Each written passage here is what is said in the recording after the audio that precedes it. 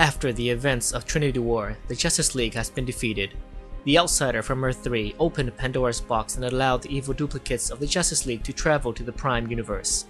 These duplicates also allied themselves with the Grid from the Prime Universe, a sentient computer virus whom used Cyborg's body as host till the time was convenient for him to reveal himself. The Syndicate also brought with them a masked prisoner. Who is he, friend or foe? Without the Justice League, who now will stand up to the Crime Syndicate?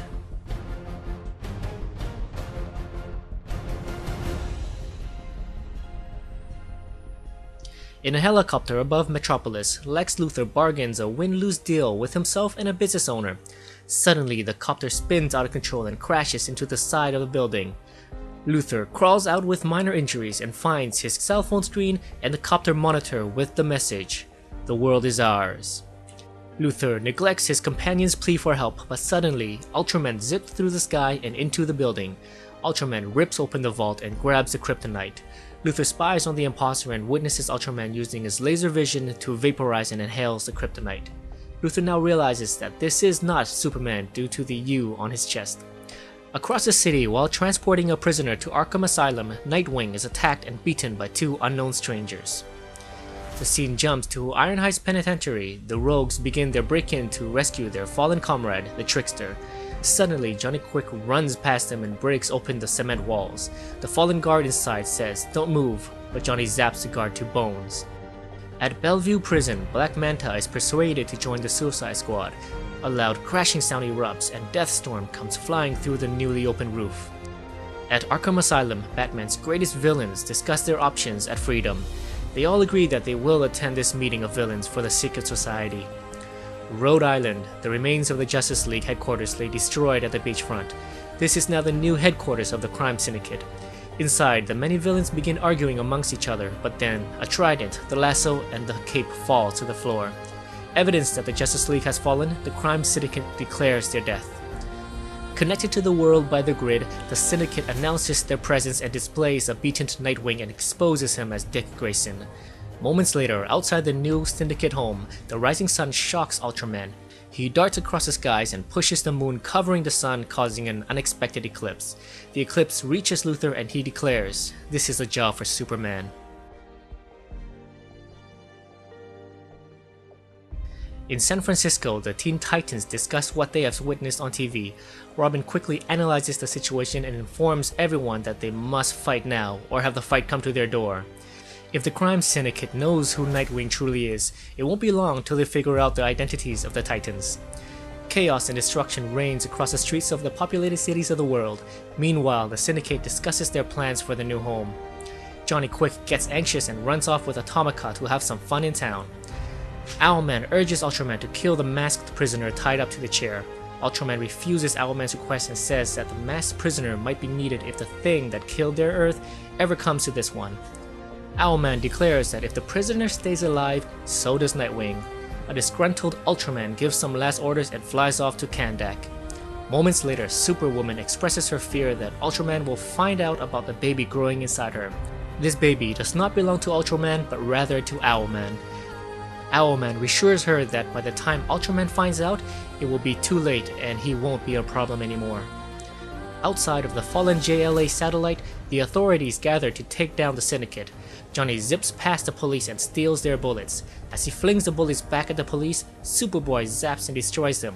Johnny Quick creates a whirlwind in defense after the Titans attack. Realizing that Kid Flash is not from this timeline, Johnny grabs him by the neck and violently vibrates him, causing a vortex that sucks in the Kid Flash and the rest of the Teen Titans. Johnny tells Atomica that the future has claimed the defeated heroes. Under the streets of Metropolis, Luthor seeks out his lab and bumps into one of LexCorp's security. The security follows Lex into a room where they see a test tube subject named B0. Luthor activates the machine and the tube opens to a cancerous bodied creature. Luthor yells commands at the creature as he opens his eyes. Luthor demands that the creature kill the security, but the creature does not move. Unscathed by the gunshot from the security, the creature still does not move. But the guard points his gun at Luthor, which triggers the creature to attack and strangle the guard to death. Luthor approves and gives the creature a shirt that resembles Superman's costume. Luthor dons his armor and prepares for the battle to reclaim his empire from the Crime Syndicate.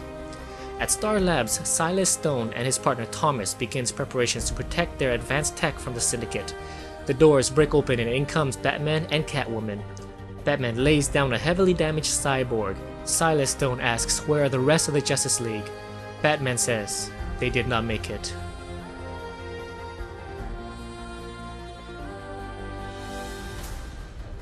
Cyborg's father, Silas Stone, discovers that his son can be saved.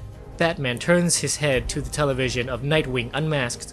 Shocked that his pupil has been captured, he prepares to rescue Nightwing. Metropolis.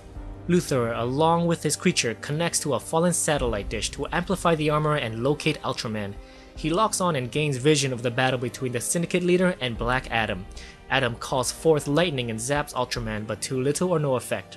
For this effort, Adam gets his mouth crushed and thrown into the ocean. Central City. Deathstorm and Power Ring questions the rogues as to why haven't they completed their assigned task to destroy the city. A small argument ensues and Power Ring's paranoia causes him to blast the rogues. Weather Wizard creates a large fog for the rogues to escape in, but Deathstorm finds Captain Cold and splits the cold gun from his DNA, making him powerless again. The rest of the rogues grab Captain Cold and quickly jumps into one of the many mirrors to escape. Power Ring blasts the mirrors, causing Captain Cold to depart from the mirror world without his comrades in an unknown city. Beside the pier, Luthor attempts to train his creature, but suddenly Black Manta emerges from the water with a defeated Black Adam. Captain Cold enters the scene and Luthor's new alliance is born.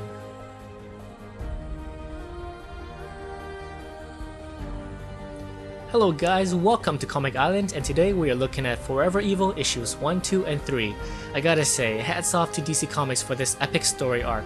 Issues 1, 2, and 3 have been extremely exciting. So the crime syndicate seems to be building an army, but of course, not all villains will be on their side. Lex Luthor is in the spotlight of this issue. I don't think Lex appreciates anyone destroying his empire, taking over Metropolis. In this issue, we see Lex witnessing Ultraman hunting down kryptonite slivers and vaporizing, inhaling them. So this Ultraman gains his strength from green kryptonite, giving him strange powers different from Superman. It is rumored that blue kryptonite hurts Ultraman, but this is not confirmed. In issue 2, we see that the Syndicate brought along a prisoner from their world. This prisoner comes into play in a later issue, so I won't spoil it for you now. But at the time, this wildcard causes so much mystery. The Syndicate also talks about a thing that ravaged their world. I'm gonna guess that this evil will come to the Prime universe in a later issue, and if the JLA are not all dead, they will have to figure out how to defeat it. Issue 2 also reveals that Superwoman is carrying Owlman's baby. I can't imagine Ultraman responding too well to this news if and when he finds out. Obviously, Owlman has his own agenda. I'm basically excited to see Ultraman get pissed off and destroy things. He seemed to be a very overly angry loose cannon, and I'm hoping to see how this ends with him. They saved the best for last in this issue. Batman and Catwoman are still alive, the two human heroes live, and the rest of the superpowered League members are nowhere to be found. How did Batman survive? I'll tell you why. Because he's Batman. I'm sorry I had to do that. So anyways, issue 3 gives us a good sense of the relationship between Luthor and his creature, codenamed B-Zero or Bizarro for all you Bizarro fans out there. I love how Bizarro is so docile but will protect Luthor at all costs. We also get some pretty awesome action with Black Adam. He obviously loses to Ultraman and gets his mouth crushed. The image was awesome and gritty at the same time, I love it. The star of the show in this issue for me is Power Ring. I enjoy any scene that he is in. He is so much more than the standard evil villain that is out there to conquer the world. He seems to be the pathetic person that craves power and is out there to prove to who he admires, the crime syndicate, that he can stand beside them. But this Ring seems to have a mind of its own. The Ring relentlessly verbally abuses him, calling him idiot. So Luthor has added 3 more members to his Injustice League: Black Adam, Captain Cold, and Black Manta. We know he will be collecting more villains for his fight against the crime syndicate, so I'm super excited to see what he does next. So I have a lot of ground to cover with the past issues, and to speed things up, I will be compressing 7 Forever Evil issues into 3 videos.